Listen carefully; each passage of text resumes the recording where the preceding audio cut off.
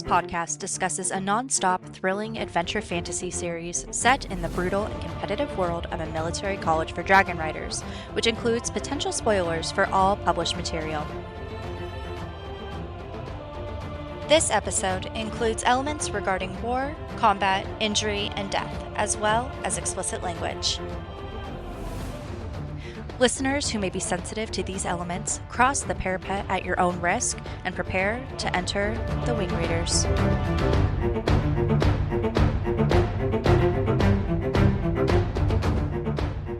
Welcome to the Wing Readers, where we deep dive into the Empyrean series chapter by chapter, theorize, and overanalyze. I'm Abby. I'm John. And I'm Cassie. And today we are covering Fourth Wing Chapter 5. Friendly reminder that all published material is fair game. Listen at your own risk because especially in this chapter, we will be discussing many a spoiler. I'm going to send it over to our resident scribe, John, to break down the epigraph. In this particular epigraph, we actually get to see something that is a little unique to Navarre, which is a recording of someone dissenting with the official opinion that has been set forth by the king. We have one of the many indicators that General Lilith Sorengale did a mercy, or gave a mercy to the children of the rebellion. Our quote, "The Tirish Rebellion, an official brief for King Tari by General Lilith Sorengale. Knowing I am in direct disagreement with General Melgren's orders, I am officially objecting to the plan set forth in today's briefing. It is not this general's opinion that the children of the rebellion's leaders should be forced to witness their parents' execution. No child should watch their parents put to death." Yeah, this is one of those glimmers of humanity that we see from notoriously lacking empathy Lilith Sorengale. Mama Sorengale. I find it interesting. When reading this epigraph, I thought for sure that Mama Sorengale was going to bring it up to Violet at some point, and that just never happened. I don't know, maybe to gain sympathy points, maybe to be like, I'm not all bad. But She doesn't really seem concerned with people's opinions of her, though. That's true. I mean, I feel like she's a little bit more concerned with her children's opinions, like a tiny bit more. But it is also a little ironic because I don't know if I would necessarily call Mama Sorengale's death being put to death, but her children do witness it, which is quite sad. Yeah. Quite sad. Yeah. Well, Cassie, are there any Gaelic pronunciations, new words that we see in this chapter? I did not catch any. Okay, I did not either. So I guess if we come across them, then we can cross that bridge when we get there. All right, without further ado, Cassie, take it away into Chapter 5. Okay, Chapter 5 is where we finally get to see them in class. It opens on that very battle brief class that Dane wanted to put a guard on. And I'm going to skip over all of those How dare you? map-related How details. We can get back to those if you would like.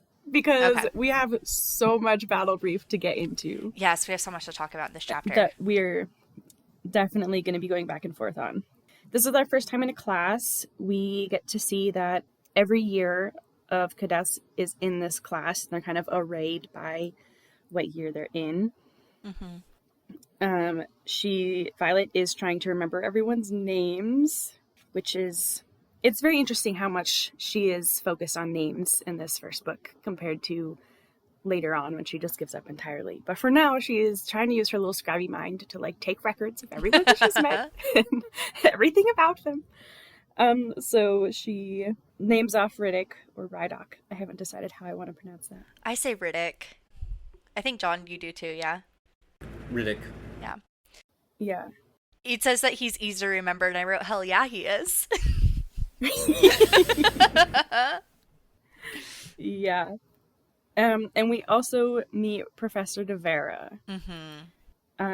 She has very high expectations of her students, which part of me wonders about some of her comments about how much she knows right now, because I can't remember exactly how. She knows nothing.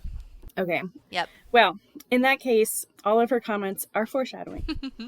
Hi folks, Editing Abby here. I am very confidently incorrect about this point, but no worries. We do re-examine this later in the episode and come back with some textual evidence. So please forgive me, but this will be corrected later in the episode. So she is explaining how writers don't usually get called into service before they've graduated, but if they are, then it's usually the third years who are like the most educated, the closest to graduating, and therefore like the ones that they can rely on the most, which clearly that doesn't really pan out. Nope. Next year, they will all be called into service at this very college. Mm-hmm. And she says, so this is the line that caught me. We expect you to graduate with the full knowledge of what we're up against. I just wrote, nope. Nope, they don't. Which they're clearly not being educated on even half of what they're up against. But yeah, so we do learn that Professor Devera, at the great separation of the students, when they are finally clued in about the real situation at hand, Devera does go with them, and she is shocked to her core. Yes. She did not know. Obviously, Markham, who we will get to, did know. So yeah, it is just very, very funny. I feel like she has very strong convictions, especially as we see her leaving and fully buying into this revolution, rebellion, whatever you want to call it. But she does expect them to graduate with the full knowledge. She just doesn't know she's not giving them the full knowledge of what they're up against.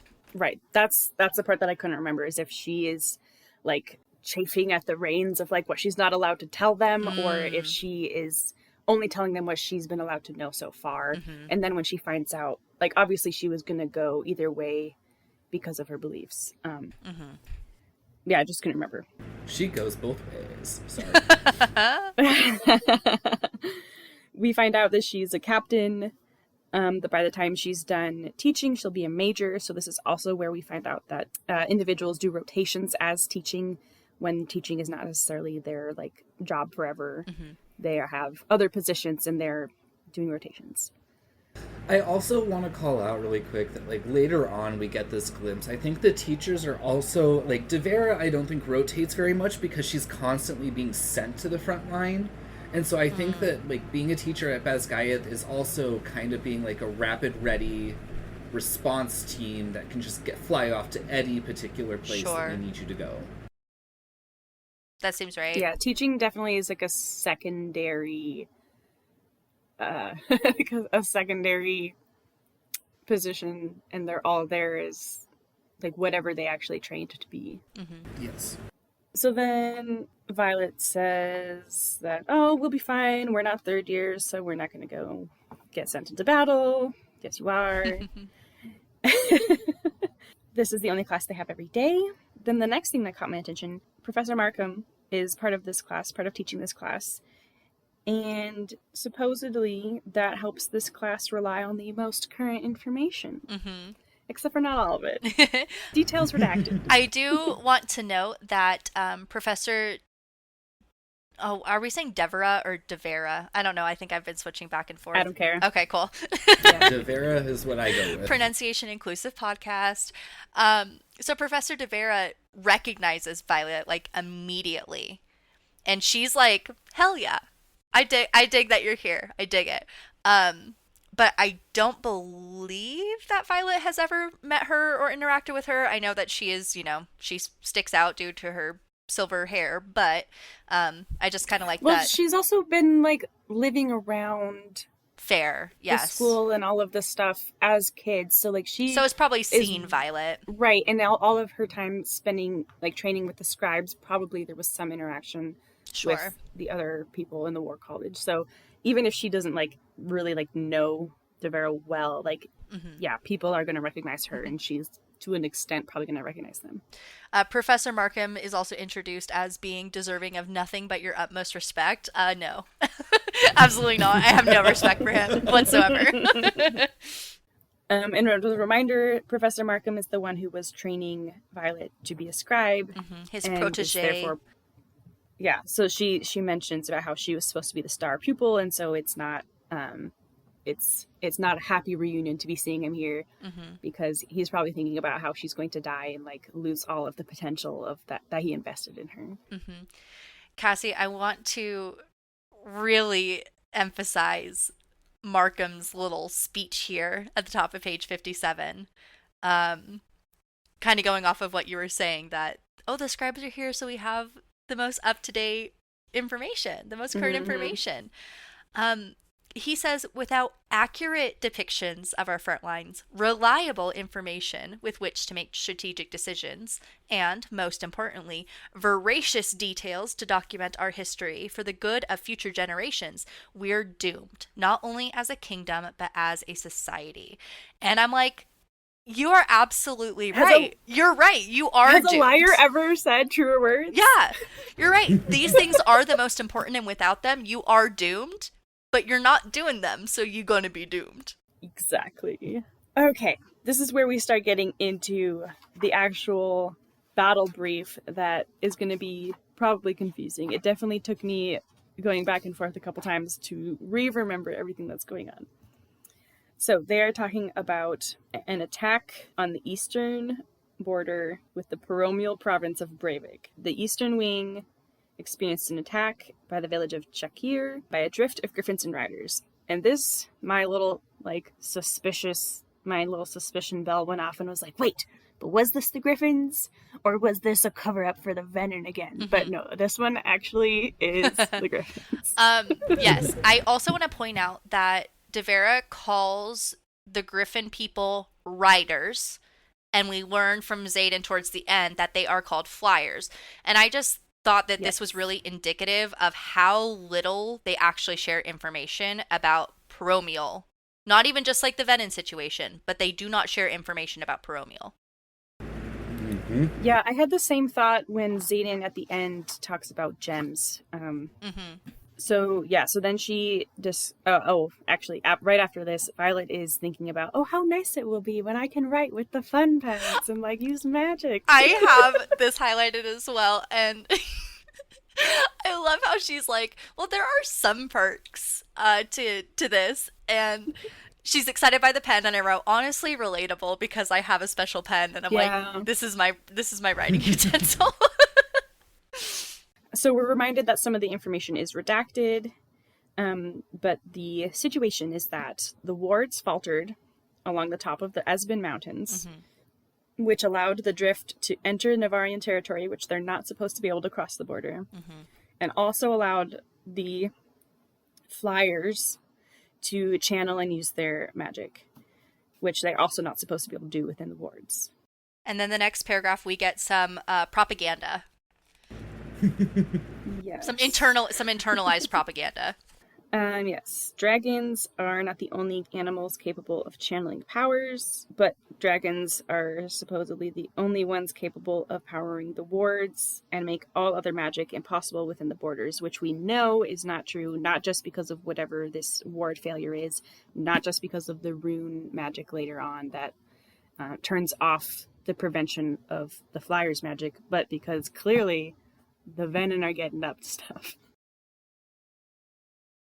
But I thought that they still can't use their venin powers within the wards. They're not supposed to be, and there are moments where, like, for the most part, when the wards are up, it does seem to stop them. But when we get later on, and maybe this is just because the wards are weaker, but there's some weird stuff that Jack Barlow does that makes me suspicious of how extreme, or how secure of a prevention the wards are for the venin. Sure. Like, it seems like they can still do things. But we do know that Jack still has his dragon and is ostensibly still channeling some of his magic from his dragon, not necessarily Fair enough. in the venin fashion. I'm just very suspicious of all of it because I gloss over details when I'm reading, and then I'm like, wait, is that supposed to be possible? I know. But yeah, just lots of the wards are great. The wards protect us. The wards are our only hope. Messaging here. There's no war in Bossing Say. I'm sure there'll be a million Avatar references in here. Yes, and basically, Violet's saying, like, they're the ones who can't deal with our agreement. They just have to get over it, and they're the problem. They're greedy assholes. Yep. Yeah, they just want your resources. Well, actually, they're being murdered by venin.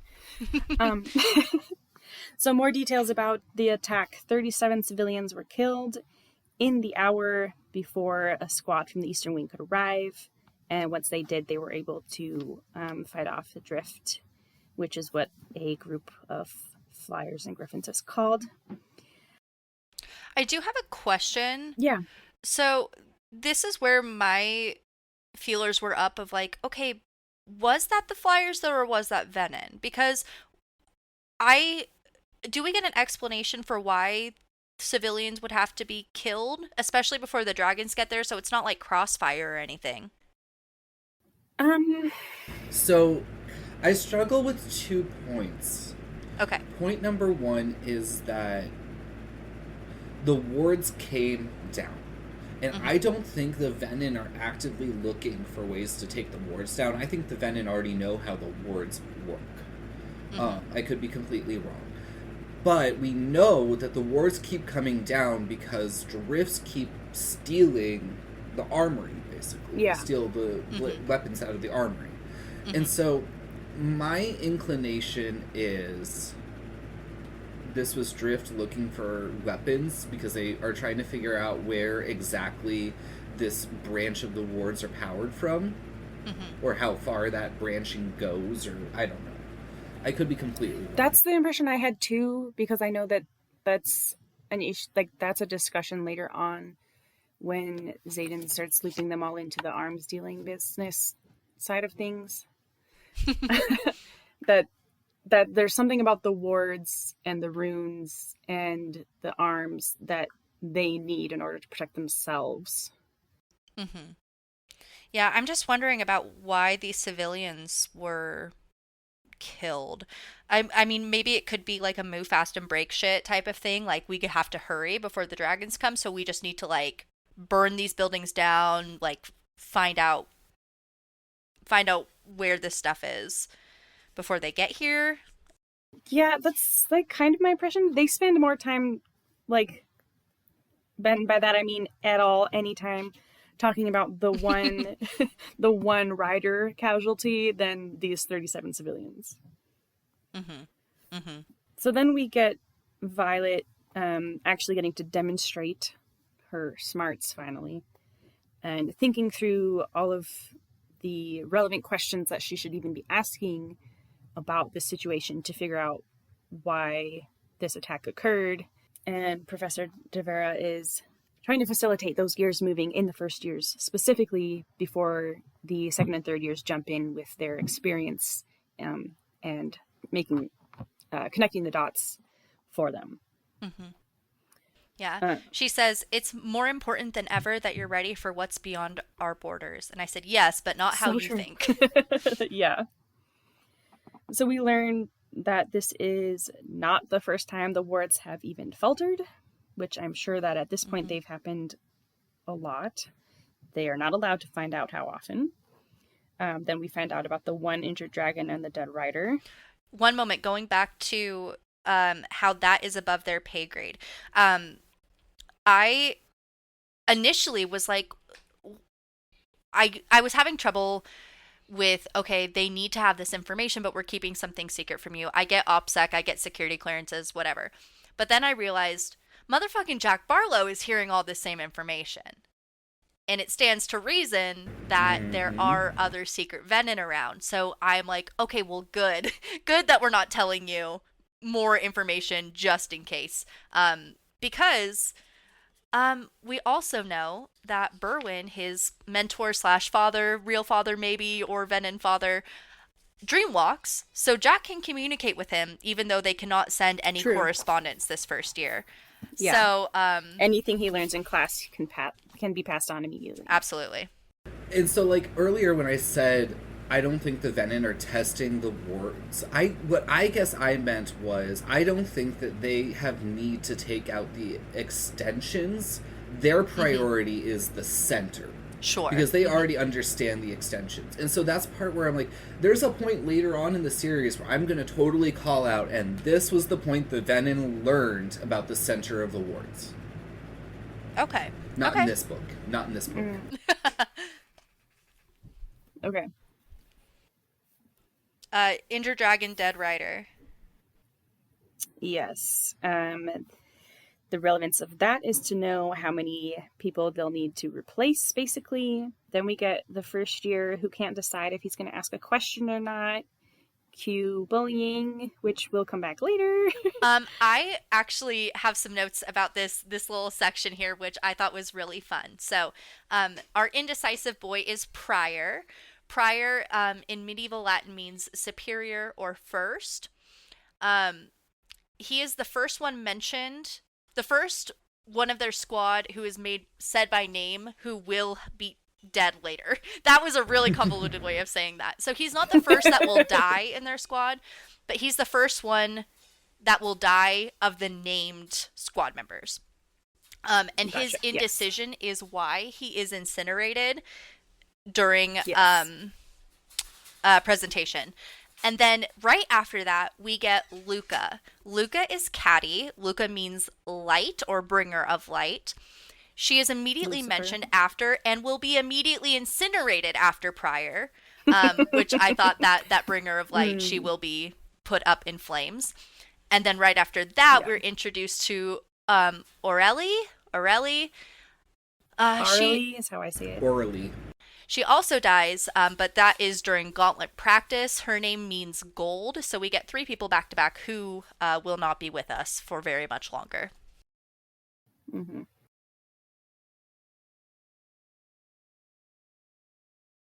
Devera calls them out, and Violet is trying to keep a low profile, like she's told, so she doesn't want to ask her question out loud, so she asks Rhiannon to ask it for her. What altitude is the village at? This is relevant because the griffins can't fly as high as dragons, so they have a harder time operating at high altitudes. Mm-hmm. I have a small note that when she's telling Rhi to ask the question, she's trying to keep a low profile. She says, "I swear I can feel him staring," as in Dane, "at the back of my neck from 7 rows behind me." And I'm like, you feel Xaden staring because you have spidey senses for Xaden. Mm-hmm. Right, because she says, "But I'm not going to look. I know Xaden is up there too." It's like, whose eyes are you feeling? And so it's a little less than 10,000 feet, which they acknowledge is a bit high for griffins, which Devera then gives Violet the chance to explain, to show to the class, because she knows that Violet is the one who actually had the question and not Rhi, and she doesn't want her doing this whole nonsense of telephone. Oh, I class. love that call out. I was like, that plan totally backfired to keep a low profile. I also feel like this is Professor Devera. I keep going back and forth. Professor Devera. It's her actually trying to boost Violet up, and I feel like trying to give her like a little bit of an edge to show off her brains. Yeah, because this whole meek, like, keep quiet, don't draw attention, like that's not really going to help her. She needs to demonstrate her strength. That's not how you survive. To prove that she isn't a target and actually can defend herself and actually knows some things and isn't the weak link. Mm-hmm. Motherfucking Jack Barlow starts making fun of her. Flipping Jack Barlow. She said it, you guys. She said it. No, I said flipping. Thank you very much. Oh no! Play it back.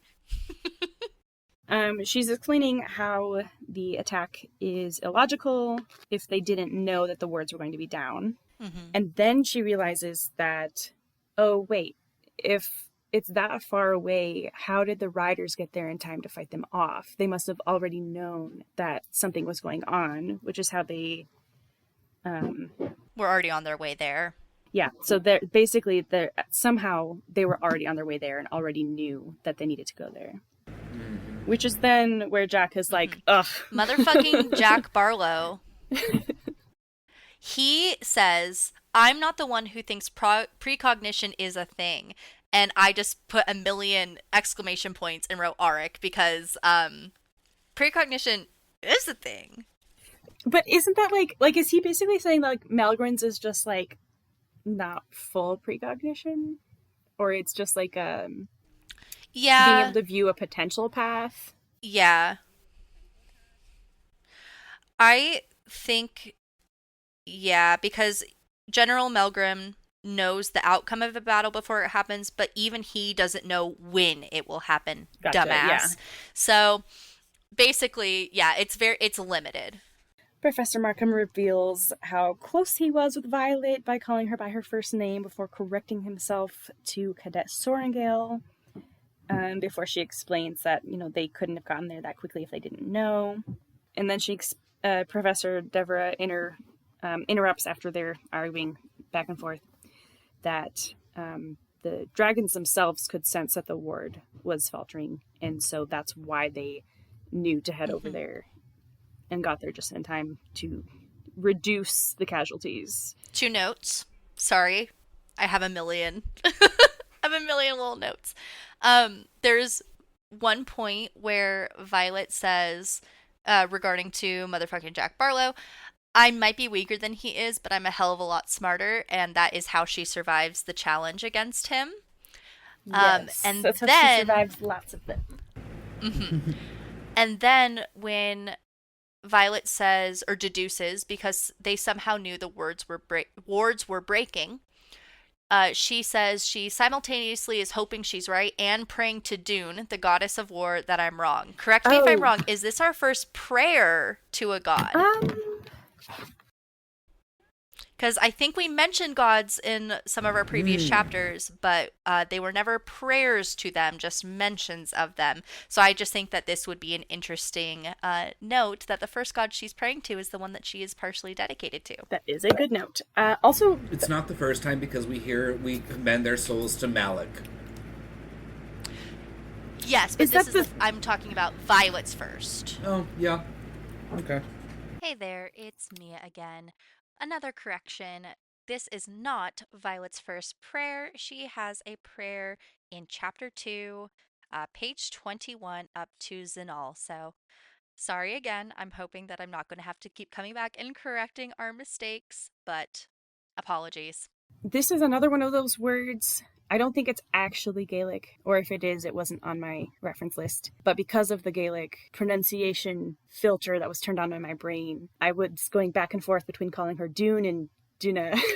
So at this point, so she mentions that the casualties would have been higher and worse if the dragons hadn't gotten there in time.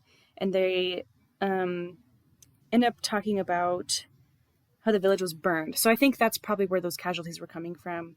Was the village being burned and the fire, which, yeah, they don't really explicitly say. Then the second and third years take over and ask more questions about how many riders, what killed the rider that did die, was anyone alive, to question. Violet takes this opportunity to take lots of notes and bring out her scribe training because gosh darn it, she's going to be the best educated rider. Mentally organizing the facts into the way that she would have done it if she had still been a scribe. What kind of information is actually important to write down, what information's left out, what information isn't important. So, the condition of the village. This is the question that comes from a deep voice at the back of the lecture hall. Because who doesn't love a nice, dark, deep voice right up behind you?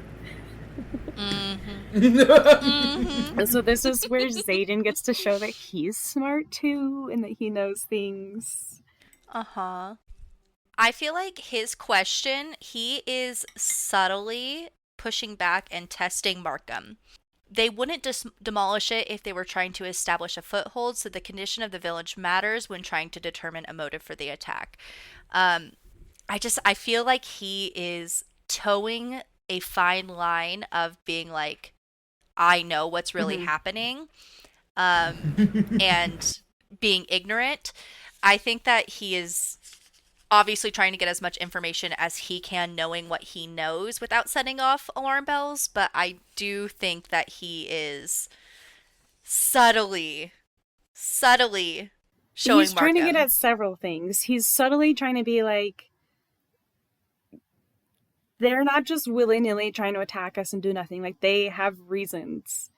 He's subtly trying to figure out, like, what... I think, because we know he has connections with the writers, so he could also be trying to get at, like, are they okay? Why would they just burn the village? Like, that doesn't seem like the people I know.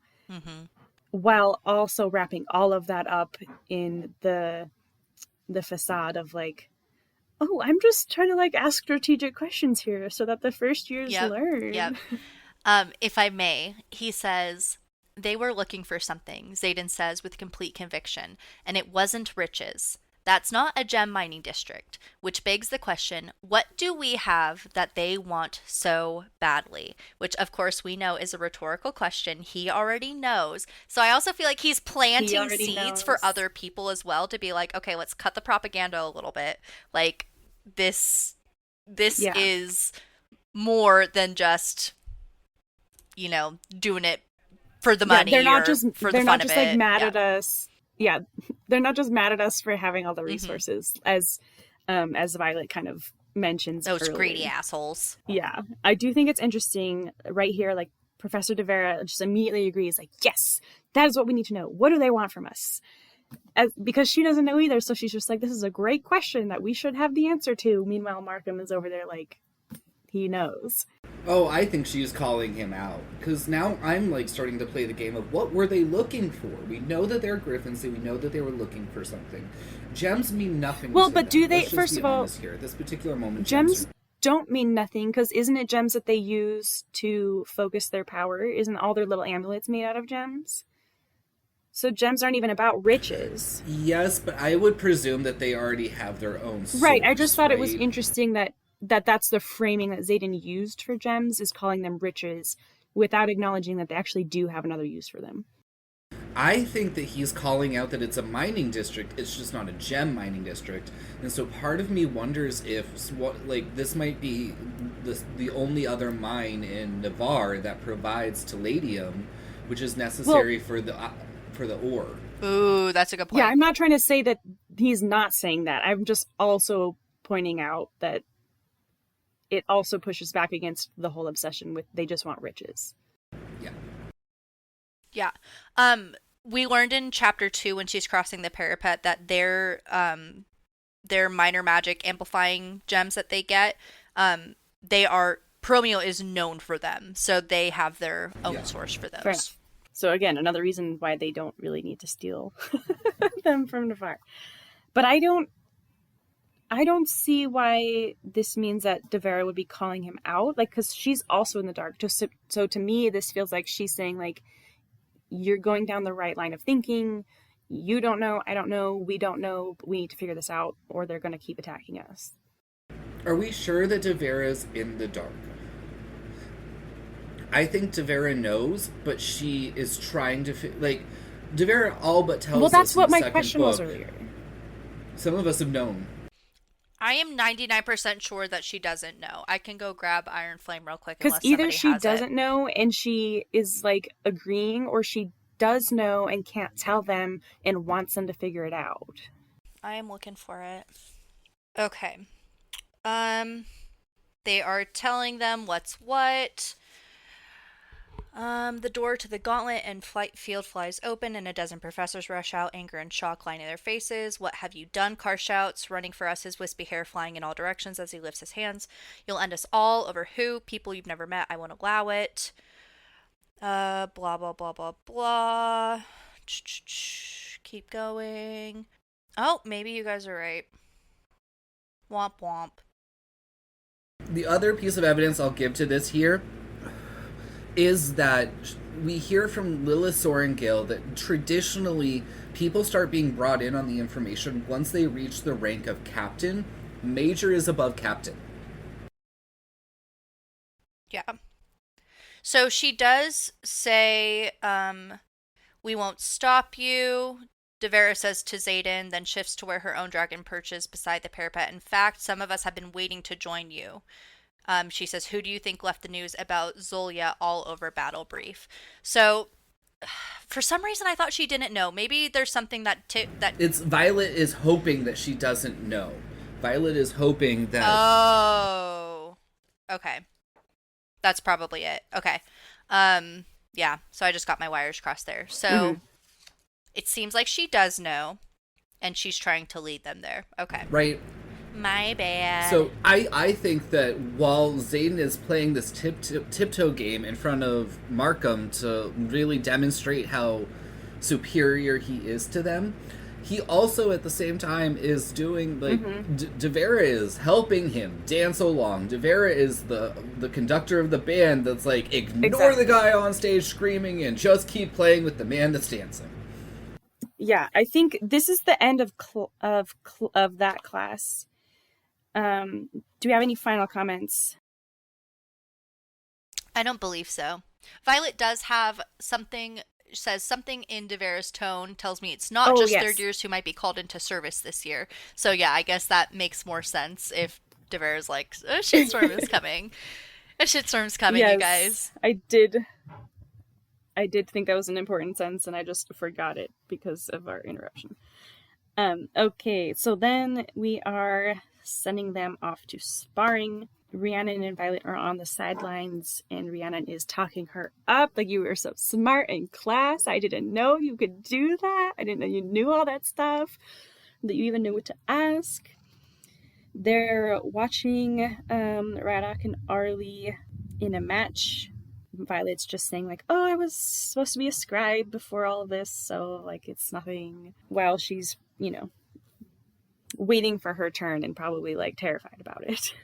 She reminds us that she's wearing the vest from Mira, and the scales are all shiny under camouflage mesh, and it fits in with, here's another outfit thing, with the tops that they've been given from Central Issue. I don't know, are these special sparring uniforms? Irrelevant for the guys because they just take their shirts off so that their opponents can't grab onto them. I like that Violet is enjoying the view respectfully.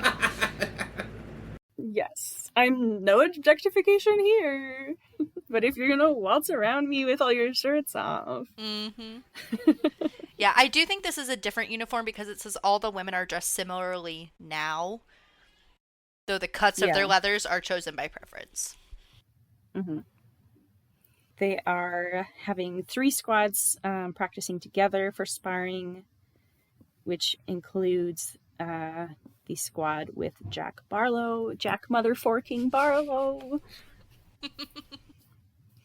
who's been glaring at her since. By the end of this series, we're going to have you convinced that swearing is acceptable with this particular character. By the end of the series, that's become my goal.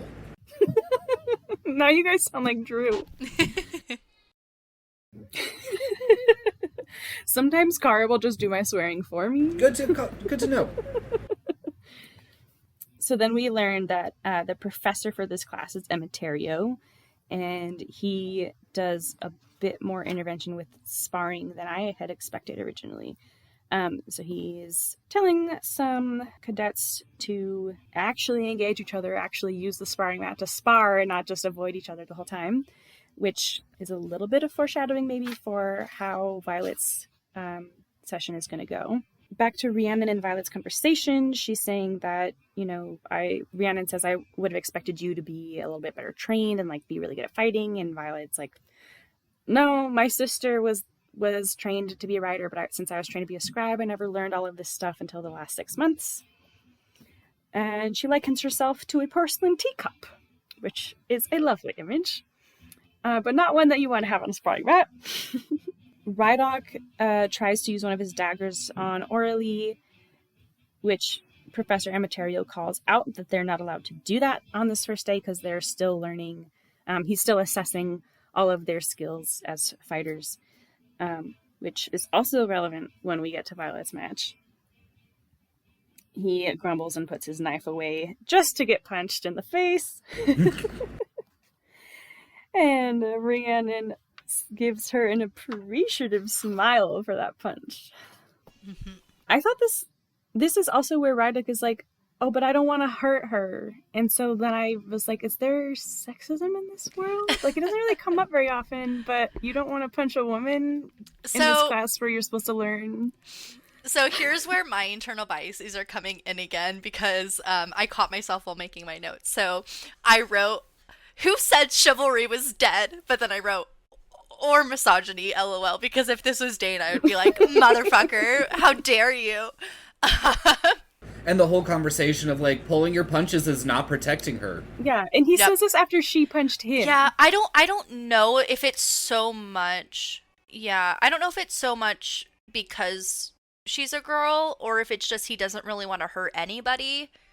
I kind of read it that way a little bit more, because I don't feel like we get very many other instances of sexism. No. Right, but I wouldn't have thought that necessarily, but Dane specifically says the Cygnus on the northeast border aren't going to give her any quarter because she's a woman. So he calls out the fact that she's a woman. But is that Dane's bias? I just don't like Dane. I feel like since no one comments on this, that I don't. Again, this is where if no one's commenting on it, it must be seen as a normal interaction. But maybe they're just caught up in everything. Sure. Okay, fair. Orally, not just that punch, but also the rest of how their match is going makes it obvious that all the other cadets have trained their whole lives in order to be a rider, further emphasizing Violet's lack of skill. And even Rhiannon is like, I'm really good because we all had to learn because we lived on the border how to defend ourselves. But orally. This is then where she is like, okay, I'm really good physically, but I'm also great at class. And this kind of kicks off their discussion about later on trading study help, which they discuss more after Rydek finally gets off the mat. But for now, Sawyer is saying, I could offer you some tips. Because he's already been through all of this before, in addition to all the training everyone does ahead of time. And yeah, so then at the bottom of this page, Rhiannon and Sawyer are the ones who make the deal with Violet. And Violet says that she's probably getting a better deal because she's literally going to not learn how to not die. And Rhiannon's like, you haven't seen me try to memorize things. I was gonna say, I want to call out really quick here. My boyfriend lost his tooth, and I never realized that he was the one that lost his tooth. Oh. No, it's, Aurelie was this her tooth. She's touching her split lip and the blood. And I wrote how, because the last we hear is she hooks her legs around him and somehow leverages him over until she's the one on top, landing punch after punch to the side of his face. And then it says a tooth goes flying and bile rises in my throat. While they're talking, he must have gotten... Then Emeterio, when they're done, says... Yeah, he calls it off. Take orally. I see it. I see what you're saying. He says, go to the healer. It's Sienna, take orally. Why am I blind? I'm not seeing it's the bottom of the page. Yep, okay, yep, you're right. Take Aurelie to the healers. No reason to lose a tooth during assessment. So I'm like, how did she lose a tooth? She was the one on top. She was punching him. Throwing punches. He must have gotten a blow in while she was punching him. He must have gotten a knee up. Yeah. Got some kind of bony something in the face. Mm-hmm. See, it's not that hard. Someone's coming at you, you just throw your body into it and hit him with the knee. And then, we go straight from that Jack to someone Barlow. shrieking in pain. You turn to look, and it's Jack Barlow again, trying to murder somebody. Not trying, but then he actually succeeds. He cracks the guy's neck. We get another, not prayer, but another reference to Malik as everyone is staring, and Violet is just like, oh, somebody just died in front of me again, but like as a part of the war college, not as part of getting into the war college. Mm-hmm. She almost pukes, but she talks herself down, and Emeterio is just like, so pissed right now. He's like, I told you guys we were not going to do daggers. We're definitely not doing killing people. Well, this is not Emeterio. This is their instructor, who is not named. Yep, because every mat is technically. Oh, they all get a different one. A different instructor. Okay, I didn't catch that. I just thought. I think Emeterio fixated on Violet. Sorry. Say that again? So, like, every mat gets a different instructor that's overseeing it, or at least, like, every row of mats even, let's just say. I think Emeterio fixated on Violet, because really, he is always the one calling her matches. He is always the instructor in charge of her matches. I thought that he was just assigned to their, like, when... I envision that there are 3 squads... we know that there are 3 squads at a time, and so he's just assigned to whenever their squad comes in.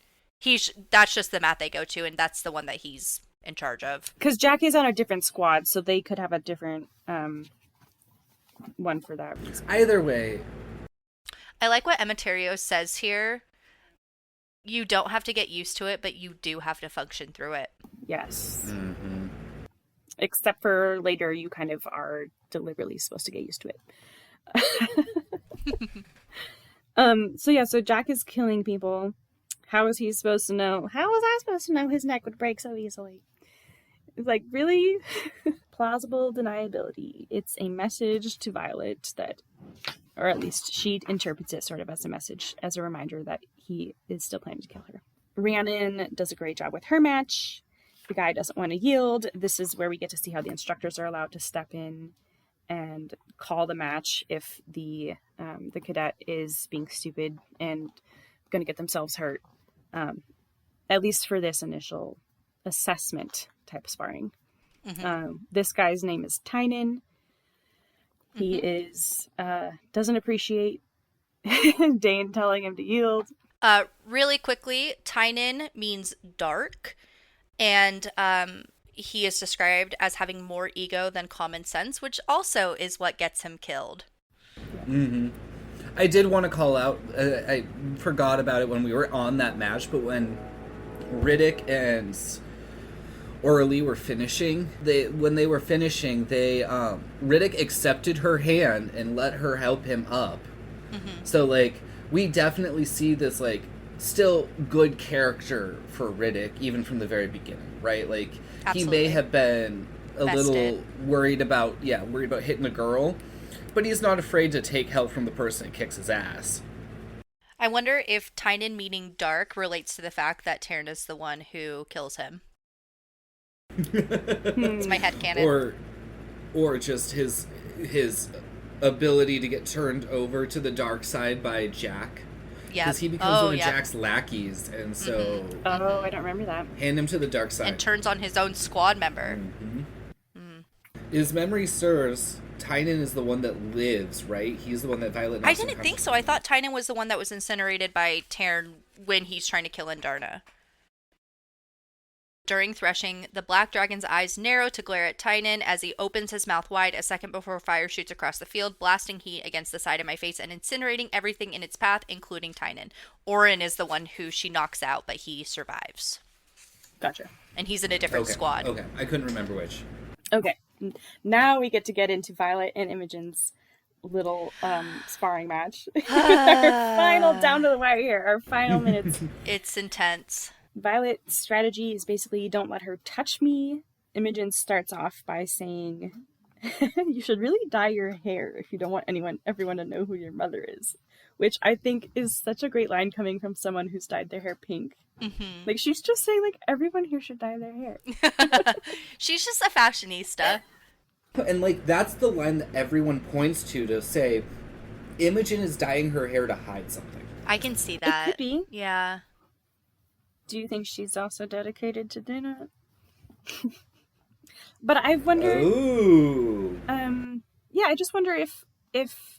I know that her hair has weird effects if you cut it, that the silver just moves. But I wonder, if dyeing over it would work. Yeah, that's a good question. Well, and, like, they constantly talk about the fact that you can tell that Imogen's hair is freshly dyed, And so they're very fast about, like, she's constantly dyeing it, which implies that maybe it does, the dye just doesn't take hold as well as it would for others. Color also just doesn't stick to hair very, like, bright colors like that. It fades very quickly. So there is a mundane reasoning for that, but not necessarily the answer. Yeah. Violet shoots back that she's proud of her mother and her service to protect the kingdom from enemies without and within, referencing the rebellion. Where this, and then Imogen is like, yeah, but your mom murdered my whole family. It's a little different. Yeah. And I was realizing that it must really particularly be rage-inducing to have Violet saying that, like, your parents were enemies. Yeah. Because all of the rebellion kids know the truth. They know that their parents were right. Or at least the older ones, I would assume. Maybe not the very young ones. But, like, Xaden knows. Garrick knows. Yeah. Imogen knows. Like, they know that their parents were doing the right thing, and they were still killed for it. And not just because there was, like, a misunderstanding. It's because Navarre also knew, but didn't want that to get out. And decided that, oh, you all need to die, so this secret will die with you. And so it just, you know, it must hurt that much worse to know that they were right and still executed, like, you know? Yeah. Mm-hmm. So it's not just like, I'm a bad person and I like that my parents did a bad thing, you know? Mm-hmm. She successfully just evades Imogen for a while. And I guess she's just waiting for Immaterial to call off the match. But Imogen does get a few hits in. She kicks her to the mat. And she's moving super quickly. So Dana's like, Imogen, stop using your super speed powers right now. You're not allowed to do that. So is this lesser magic she's using? Because her signet that we know of is the mind. Well, we know wiping. Both of them. Her main one is the mind wiping, and the other one is her, like, earth bending whateverness. So this has to be, since he can recognize this as her powers and it's not her signet, this is definitely just the lesser magic. Yeah. Okay. Which then is because when I first read it, I really talk about anybody else using lesser magic in this way, and so part of me wonders if she. I have this, like, mini theory in my brain that when Violet hits the ground, Imogen is, like, shoving a hand out to her face and is, like, wiping her memory temporarily, like, just wiping seconds of memory as she climbs on top of her to get that advantage. So it feels super fast because there's, like, missing time. It could be. Right, like, look at the quote. I hit the mat with a thud, and she's already above me so damn fast. Oh my god. That is amazing. Do you think, I love that. Well, if that's not true, then that is my headcanon. They reference Imogen being fast a lot, and so I don't know if it's just, like, that they specify that she's using that power a lot, or do you think that she's just somehow mind-wiping seconds off of everyone all the time? Like, that would... I think she's just constantly mind-wiping seconds off of people so that they get this... She gets this reputation. She can't do that off of everyone viewing her, though. Like, their experiences of the moment wouldn't match up. Yeah, but we're only getting Violet's perspective. Right now, we're not hearing anybody else. Yes. So something to keep an eye on. I would argue that she's probably, like, athletically fast, like, reasonably fast, but also is using her powers with that speed. Because, like, she's got to be able to get hands on someone quickly to wipe them.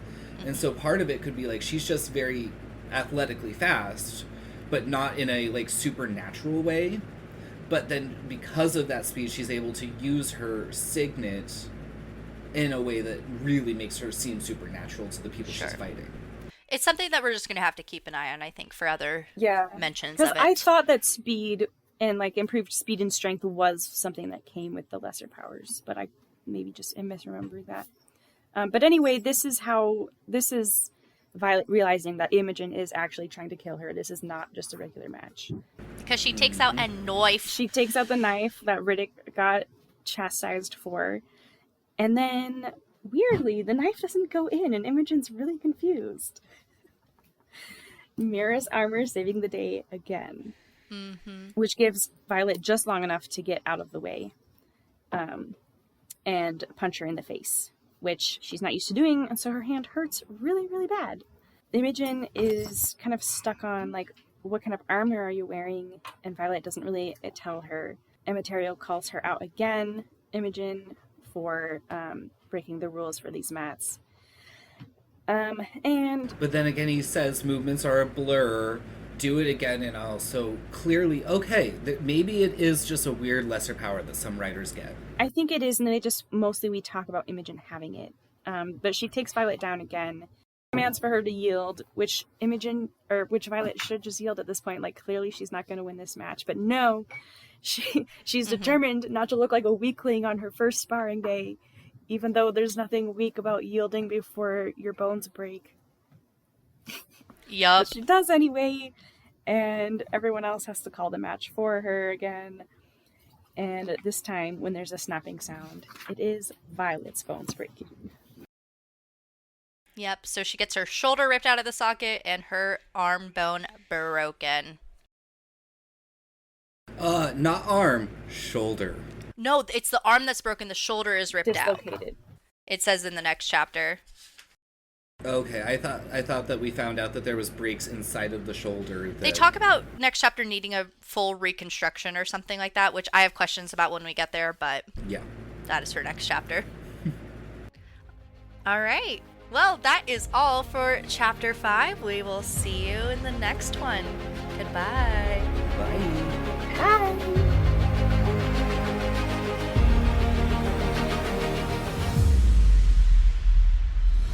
Thank you so much for listening to this episode of The Wing Readers. You can follow us on Instagram, TikTok, and Blue Sky at The Wing Readers, or you can send us an email at thewingreaders@gmail.com. It would mean the world to us for you to subscribe and rate us on Spotify or Apple Podcasts. New episodes drop every Tuesday. We'll see you in Chapter 6.